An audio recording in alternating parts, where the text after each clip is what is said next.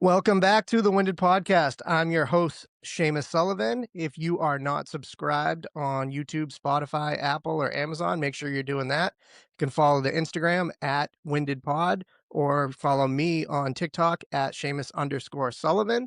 But enough about that. Let's get into our guest. And as you know, here on the Winded Podcast, we typically talk to people who don't just do one thing well, they kind of spread it out across a bunch of things, a jack of all trades. And that is no different today. Today, I have Bekah Schinninger on, who runs marathons, is a content creator, uh, also ice girl for the Columbus Blue Jackets. So lots of different lanes to talk to. Bekah, how are you doing today? Great. Thank you so much for having me on the show. I'm happy to be here. And yeah, I'm excited to get into it with you. I'm super excited to have you. And honestly, I am grateful that you're here because you are what, 72 hours removed from running a marathon? Yes, I was just in Eugene, Oregon for the Eugene Marathon.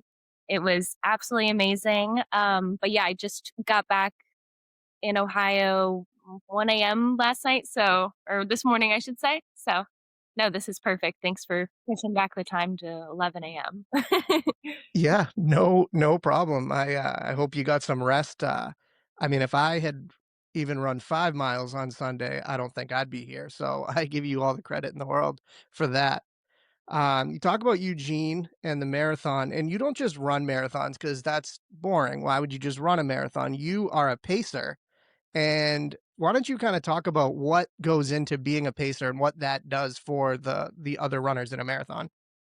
Yeah, absolutely.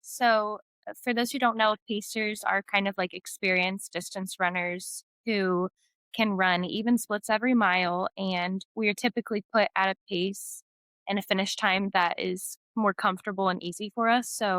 If you can race, sub 3:30 for a marathon, pacing a 4 hour marathon is not as difficult, and you're able to kind of communicate better with your group. You can talk, you can be cheerful, and be letting people know, where the aid stations are. Just hearing that, it's a super rewarding experience because you're not only running slower to help people, but you're helping them get a specific time that they're probably looking to get as a personal record. So it's super meaningful. And I mean, the reason I got into pacing is because I've relied on pacers too. So getting to be that person for someone else is really special. Yeah, so I saw your video and you were the 4 hour pacer. Why don't you say what the time you crossed the finish line? What was the time for the finish? Yeah, 3 hours, 59 minutes, and 58 seconds was our exact finish time. So I told my group, if So you are with me or one step ahead of me, you're getting sub 4 hours. that is about as dialed in as you could possibly be. I couldn't imagine. Like I said, it's running a marathon is one thing, but to be able to be that kind of in tune with your pacing and everything that goes into it to over the course of 26.2 miles to be to the second at 4 hours is incredible. Thank you. Thank you. I should say we're supposed to come in within the minute under. So anywhere between like 3:59 to 3:59. 59 is okay. It just so happened that I was 2 seconds off of exactly 4 hours. And the pin right on 30 seconds is actually perfect, just because you have that like 30 seconds under, 30 seconds over. Yeah.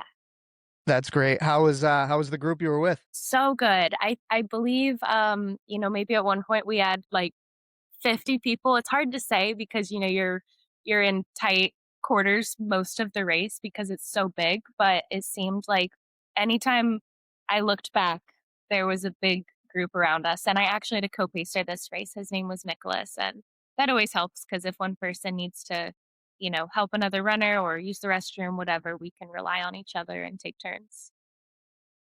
So you're obviously in great shape, marathon shape. How does kind of being able to provide that and bring the energy and set the pace and cheering people on and bringing people on, how does that help you get through versus just running a marathon trying to get your personal best? Yeah, I would say it's just so motivating to know that, like, if I'm able to get myself into, like, this good a shape, like, it just kinda helps me continue doing what I'm doing because I know that I can keep giving back to other people if I, keep up my own fitness. So I actually just ran my own personal record a month ago for the marathon. So that was 3:21. Therefore, pacing 4 hours was very comfortable for me. Um, yeah, so being able to use that strength and my own fitness to help other people is really cool. Definitely from, we're just meeting today, but from the videos that you put out, it definitely suits your energy. Like you seem like a very positive person and you're not just out there for yourself, you like the whole camaraderie of running and you're all in it together even at your different paces and speeds. Yes, exactly. The running community is like the biggest part for me. So, and then getting to be a cheerleader is awesome. I was a cheerleader from like third grade all the way through college when I started being an ice girl. So, getting to combine that energy with the running is just a perfect fit. So, it is good. You said you cheerleaded growing up. When did you get into running and when did you realize that you wanted to really push yourself and become an endurance athlete? So I actually had asthma growing up, and no one ever said I couldn't run, but it was kind of like in my head that that's probably like one of the hardest things you could do with having asthma. And it kind of planted that seed around like, I think I was in middle school and I was a cheerleader, and, people were, cheer's not a sport. And I think it is, but I was like, determined to do something that I thought was like maybe difficult for me, like a really good challenge. So I joined the track team. And then once I got to high school, I was like running a few miles for fun here and there and realized, the cross country team runs a 5K for their races and I'm doing that by myself. So I went out for the cross country team my junior year of high school and did it the final 2 years and wasn't fast enough when I went to college for D1. And that's kind of when I was driven to chase like the half marathon or the full marathon and create a new goal for myself. So that's when it got like a little more serious and kind of how I found a love for distance running was just kind of setting up a challenge for myself and seeing if I could do it and then falling in love with it along the way. That's incredible. So Eugene on Sunday was your 38th full marathon, correct? Yes. I'm assuming uh I'm assuming when you run that many, there's some repeats in there. Like you said, you've run Eugene 3 times. When you go back and you run a marathon again for the second time or even the third, what are you looking for out of that? Are you just trying to kind of like relive that experience again, or do you try to chase a PR? What's your kind of when you go into it, are you kind of doing it to try and beat what you did before, or is it really just try and enjoy that moment and the energy that you got from the first one?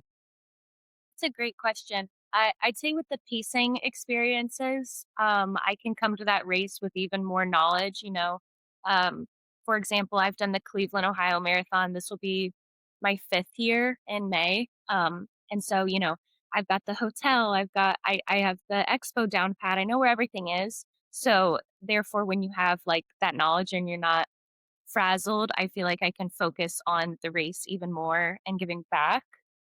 But if I were racing, I've done races twice, so, like, the one that I just PR'd in, I did that last year as well, and it really helped me to know the course, and then go into it this year and be like, "Okay, I know that's flat, I know it's fast, I know where the aid stations are," which is also great as a pacer because you have that knowledge, so Yeah, I mean, knowledge is everything. I've always wondered if how much kind of research goes into when you go to a new course. Are you like looking at the full map? Are you just kind of you have an idea? What kind of goes into your process of preparing for a new marathon? yeah, yeah, both. So definitely studying the course map, seeing where the aid stations are going to be, if they have fuel. Some races give you gels every, 6 miles or so. Where the porta potties are, that's a frequently asked question. Um, Yeah. yeah, when you're going to be near the crowds, so like maybe you want to tell your friends to be in a spot there aren't going to be many people cheering to kind of lift the energy again. So yeah, just kind of studying as much as you can without overthinking it. In the same kind of topic of the marathon, while you were running your marathon, there was history being made over in London. How do you feel Yes. about the sub 2 hour marathon? Absolutely insane. And I think the second guy also broke sub 2 hours. So, like, the world record was broken twice and within a few seconds. It's just so Uh, incredible.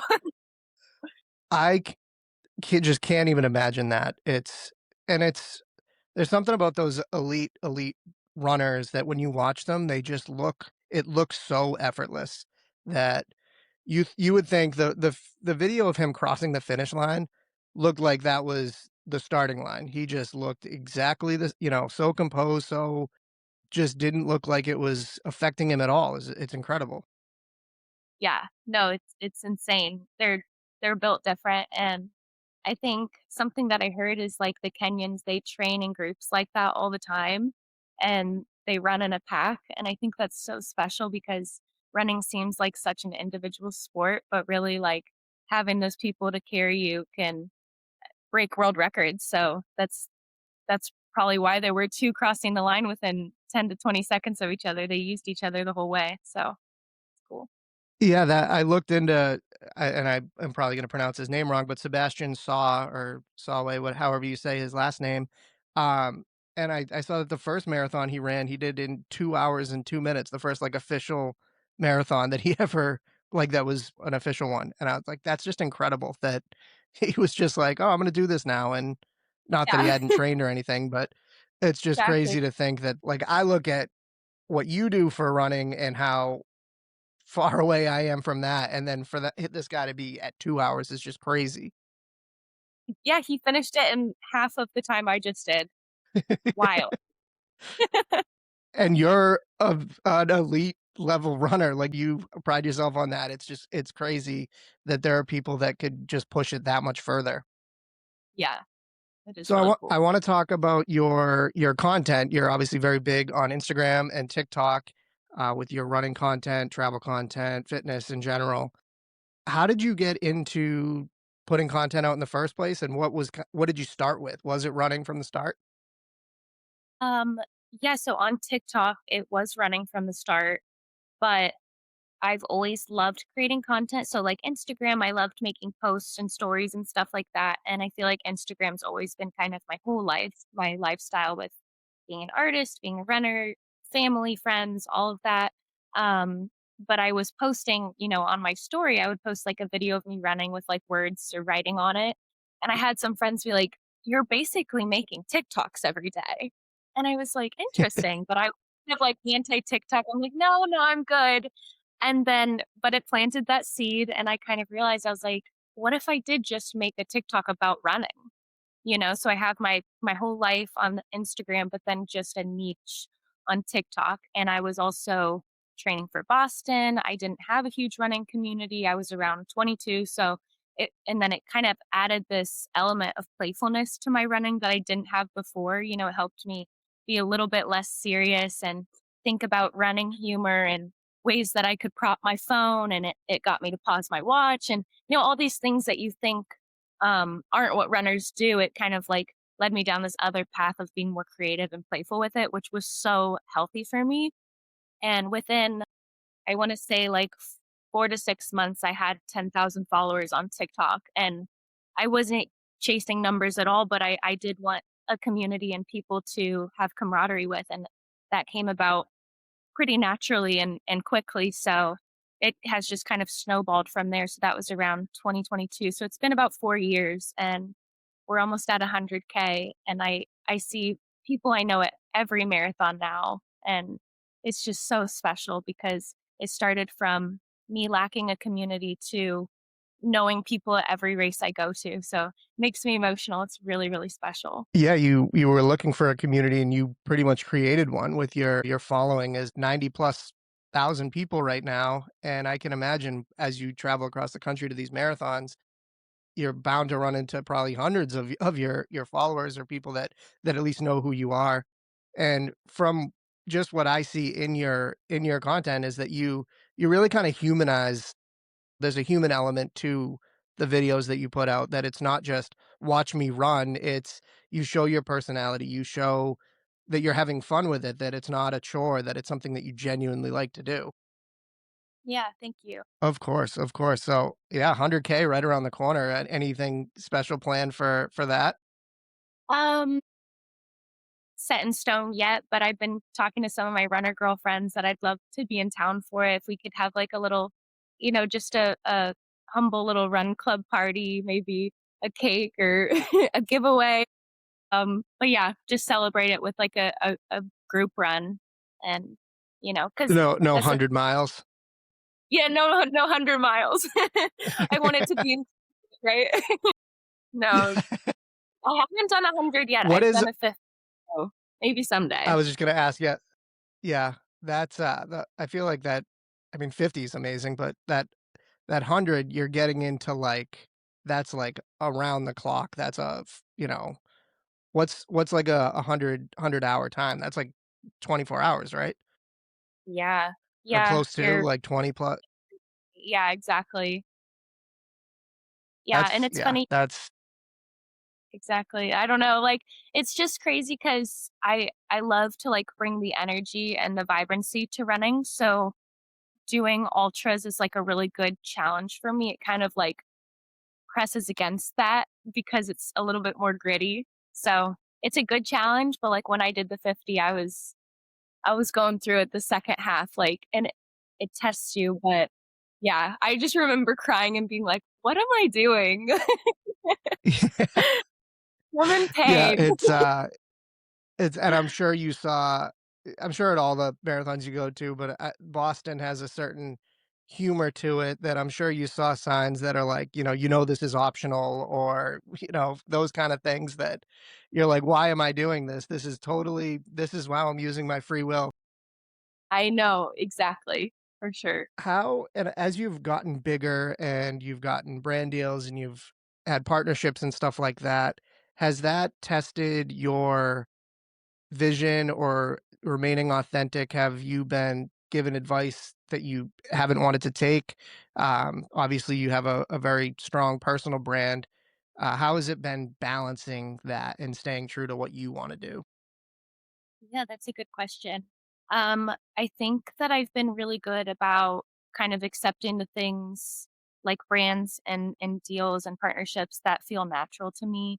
If they don't, it just if it doesn't click, then I don't feel like I pour energy into it. So like a couple of my big ones are Tifosi Optics, the sunglasses, and that's like every run I'm wearing, even in the winter, just to keep the cold air out of my face. So that's if it comes natural, um, I'm partnering with them. Petula Active is like the cute activewear sets that I'm always wearing, and I also model with them. So, yeah, trying to stay genuine and true to what actually works for me and not like picking up something random that's forced. You won't ever see me do that. So, that's a good question. That's great. I was actually expecting you to come on with the sunglasses on. I feel like that's your personal brand. Got a basket over there. I can switch colors.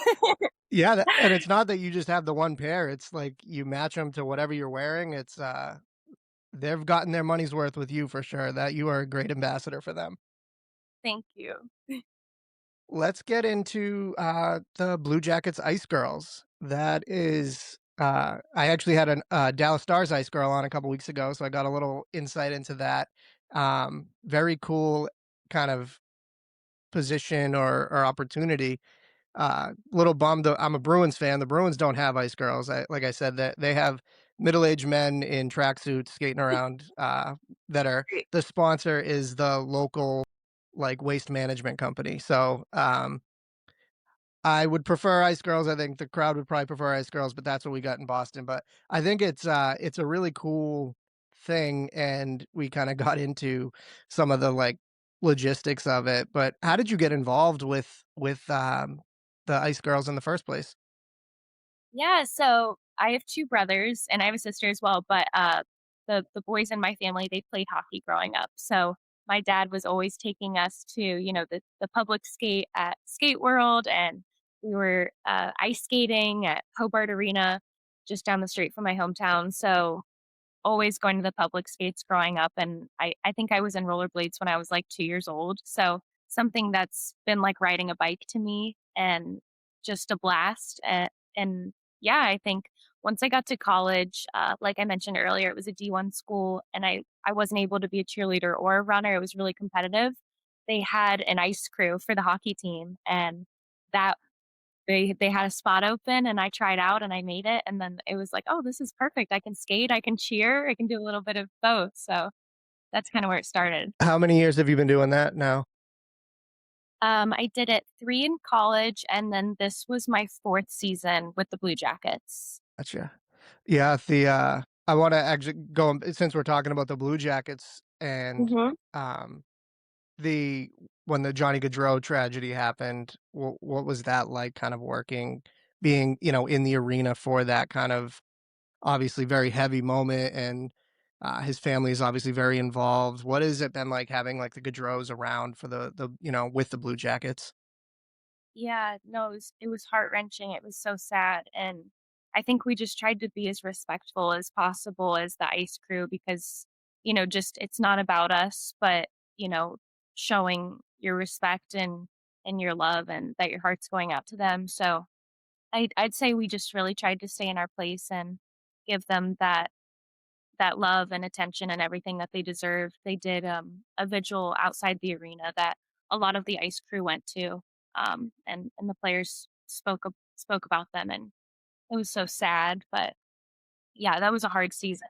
This was my 2nd season now back, so or no. Yeah, 2nd season. That was last summer. So, But yeah, it's, I do as tragic as it is, I do love how whether it's the Blue Jackets, or previously Calgary, Team USA, just how much they've embraced the family and been there to support them. They haven't, left them out in the cold, that they've, kept them close, and I know I can only imagine how much it means to the family.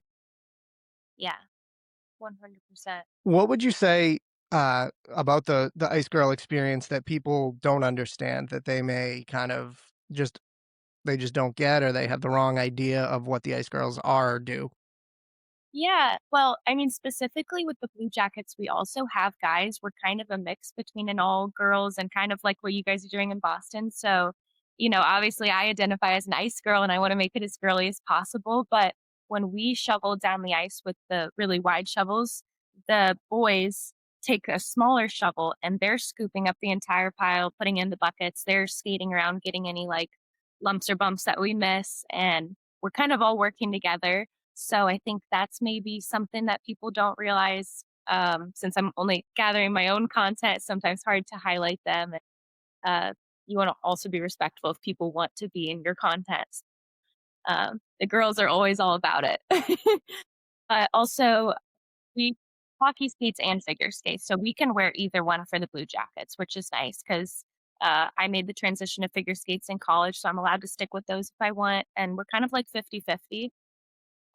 Yeah, and we're it's hard work, I would say too, because 'cause we're going up and down the ice, 3 times every period, so 9 times a game, it's a workout.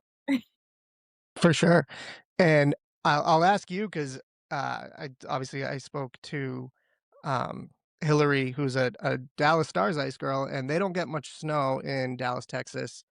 You living in Mm. Ohio, you get to compare what shoveling snow is to that, Yeah, and, so what actual shoveling snow is. So how much does it compare when you especially if it goes long, like, I know you have your different checkpoints throughout, and you get out there and you're like, "Oh my god, there's so much snow out here." What is it how heavy does that get by the end of it?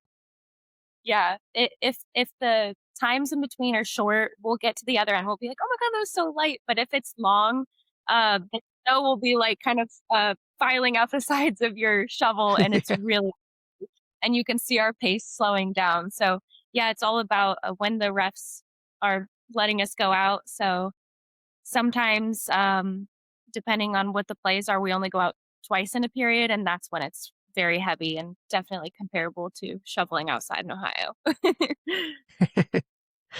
What is something that if, people only saw your content and they didn't get to talk to you like I am right now, what's something that you think people would get wrong about you that, you know, you're pretty transparent about who you are, I feel like in your stuff, but I'm sure you get comments and stuff that people just like get the wrong idea of you. What's kind of something that you'd like to set straight about you, Becca Shinninger, as a person? Thank you. Um, I recently made like a little playful TikTok saying, "Don't mistake my whimsy for ditzy." And I would say that's kind of true to me just because I've always been very playful. I've tried not to lose that childhood magic, and but I'm also well educated, I feel like, so just being confident in that and not letting someone make me feel like, I don't want anyone to think that I'm not well educated just because I can be playful. So that's probably my main thing. There were a couple comments on my most recent reel with the Blue Jackets where people maybe thought that like we know the players, and to clear that up, we're not actually even allowed to talk to them. So it's work for them, it's work for us, and it's very professional. And yeah, there's never anything there. So Awesome. Yeah, I did see those and I was I it blows my mind. I think, and I just can't imagine writing stuff out like that to people, and even I from a know. burner account, but these are people that it's just their main page and it's their name and picture and everything attached to it, and they're just sending out just hateful or just not even hateful, just disrespectful stuff to people that they don't know and that they don't know anything about. It's just crazy that is something that you as a person on the internet has to deal with. Is just I feel bad for that, but, I feel like you don't let it affect you too much. I did appreciate you seeing going back and being like, "No, that's not how it is actually," like, so I'm glad you're not just letting them put that narrative out there without being checked. Right. Yep. Sometimes if it's really low, it's just getting deleted. But something like that, I was like, no, I'm just gonna clear the air. That's not it at all. So yeah, thank you. Yeah, and they're probably when they see that you're actually replying back, they're like, "Oh shit, I didn't think she would even see this." I think that's a Exactly. lot of people think that everything they say is just anonymous or like someone who has 90,000 followers is never going to see what you have to like what they have to say. We do. Yeah, that is a big thing I've realized with my TikTok growing and even now my Instagram growing a little bit more is like the bigger a post, even if it's just one post, the bigger it gets, the less of a human they see you as, and they get more comfortable to say things that it's like, no, I'm gonna wake up and look at my phone and I'm gonna see that comment. Like I'm still me, right? So it's interesting. I think it's good for everybody to keep in mind that you're still commenting on that person's post and they'll probably see it. Yeah, especially for someone like you who has built a community, you want to engage with your followers and people that you know. So you're in there and you're looking at what people have to say, and to have to sift through like people saying stuff just because they think you're not gonna see it, or, I can't imagine they're like, "I hope she sees this." But, Yeah. yeah, that's just it's people just gotta figure it out, and, I don't think it'll ever happen, but I'm glad that you can kind of take it for what it is and, focus on the positive. Yeah. And there is a lot of positive. Most things, almost all things are really, really kind. Lots of beautiful messages. I try to get to everybody. And yeah, it's maybe less than 1% of the time that you get those hateful ones. So that's good. That's great. Before we go, I do wanna ask since, like I said before, we just had the Boston Marathon here, and every year around this time when Boston Marathon happens, the weather's getting warmer, there's definitely, like, an uptick in people running and people wanting to get into, they're like they make it a goal for their following year. What would be your advice to somebody who, even if they run casually already, that wants to take that next step to become a marathon runner, how would you tell them to start? Yeah. First thing is you can do it. Believe in yourself. Um, I honestly think everyone can run a marathon if that's your goal. It's just going to take, the motivation and discipline, and you want to do it right, but you also don't want to get paralyzed in trying to figure out how to do it. Just start, and whether that's walking and jogging, doing intervals, or, reading books about it or getting a coach, like kind of dabble in everything. I had some really great cross country coaches in high school that kind of helped me understand what a training log looked like, and I took that knowledge and kind of trial and error throughout college and training for my marathons. I printed out like a random it was a solid marathon training log, but I remember I printed it out, put it on my dorm room door, and I followed it. I was like, "This is what I want." So, getting a solid why and remembering why you started, because when it gets hard, you're gonna be like what I said about the 50-mile earlier. I was like, the second half, I'm like, "Why am I doing this?" And I'm like, "Because I'm proving, oh, I can I can do this. I'm an ultra marathoner. I can conquer this trail. I can go, further than a marathon. And letting your why kind of evolve and grow and change with you as you go on your running journey. It's going to change, and that's going to be a good thing. Yeah. That's great. That's great advice. I might go for a run after this. You've inspired me. Oh, I'm so What's the what's the rest of your year look like marathon wise, or race in general? Doesn't have to be a marathon. Yeah, definitely marathons. We're hooked on that still. So I've been averaging a marathon a month the past couple years. We have the Cleveland Marathon in May. I'm the 4 hour and 10-minute pacer. And then after that, I haven't announced it yet, but maybe now's a good time. In June, I'm going to the Dolomites on a running retreat with the Marathon Training Wow, Academy. Yeah, last year I that's went to Switzerland, incredible.